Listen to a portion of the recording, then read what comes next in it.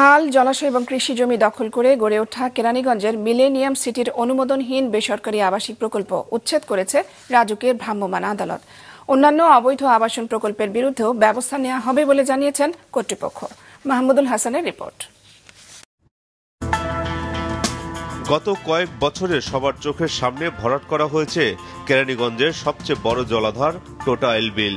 মাছরাঙা টেলিভিশনের অনুসন্ধানমূলক অনুষ্ঠান উন্মোচনে অন্তত ৩ পর্বে এই অবৈধ দখল এবং ভরাটের চিত্র উঠে এসেছে।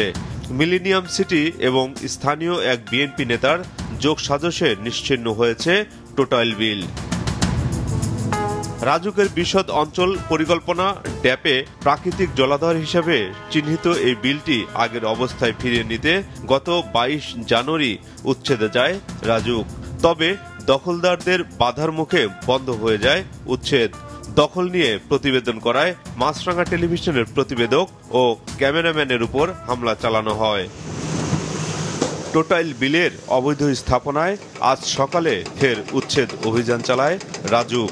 দখলমুক্ত করা হয় ৯ একর জায়গা। যে যাই হোক না কেন, তার যে পরিচয় থাকুক না কেন, সেখানে যারা জলাশয় ভরাট করবে সরকারি সম্পত্তিকে সেখানে ভরাট করে এবং জলাধার আইনকে লঙ্ঘন করে কাজ করবে, তাদের ক্ষেত্রে জিরো টলারেন্স। এবং আজকে সেজন্য যৌথ বাহিনীর নেতৃত্বে, আমাদের নির্বাহী ম্যাজিস্ট্রেটের নেতৃত্বে, আপনাদের সহযোগিতায় সেখানে উচ্ছেদ কার্যক্রম করেছি। মিলেনিয়াম সিটি সহ জলাশয়কে ঘিরে গড়ে তোলা মোট ১৬টি অবৈধ আবাসন প্রকল্পের সব কার্যক্রমের উপর হাইকোর্টের নিষেধাজ্ঞা রয়েছে। পর্যায়ক্রমে এগুলোকে উচ্ছেদ করা হবে বলে জানিয়েছেন রাজুকের কর্মকর্তারা। মাহমুদুল হাসান, মাছরাঙা সংবাদ, ঢাকা।